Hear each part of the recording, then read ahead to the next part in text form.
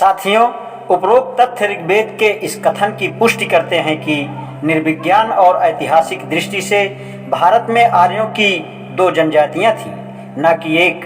वहां इस तथ्य से इनकार नहीं किया जा सकता कि ऋग्वेद के प्रमाण, साक्ष्य और पाश्चात्य विचार में परस्पर विरोध है, क्योंकि पाश्चात्य सिद्धांत आर्य प्रजाति की बात कहता है, जबकि ऋग्वेद में दो अलग जातियों का वर्णन है। इस प्रकार पाश्चात्य सिद्धांत का ऋग्वेद से इस गहन विषय पर विभेद है। इनके विचार को स्वीकार नहीं किया जा सकता।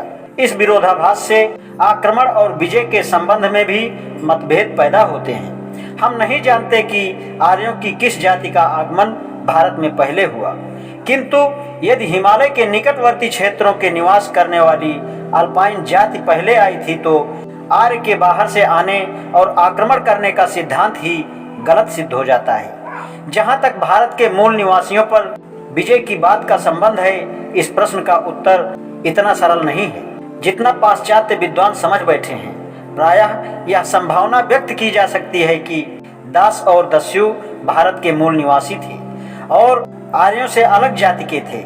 आर्यों ने उन्हें पराजित किया। यह तो एक काल्पनिक उड़ान मात्र है। यह भी तो संभव है कि आर्यों ने आर्यों को ही विजित किया हो।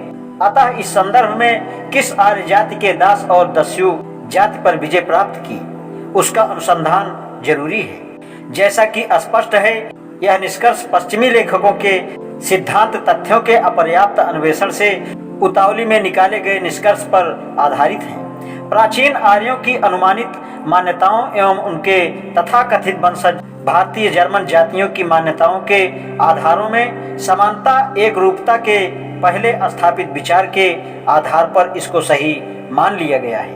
यह सिद्धांत केवल कुछ सुनी सुनाई बातों को अंतिम साक्ष्य मानकर निर्धारित किया गया है।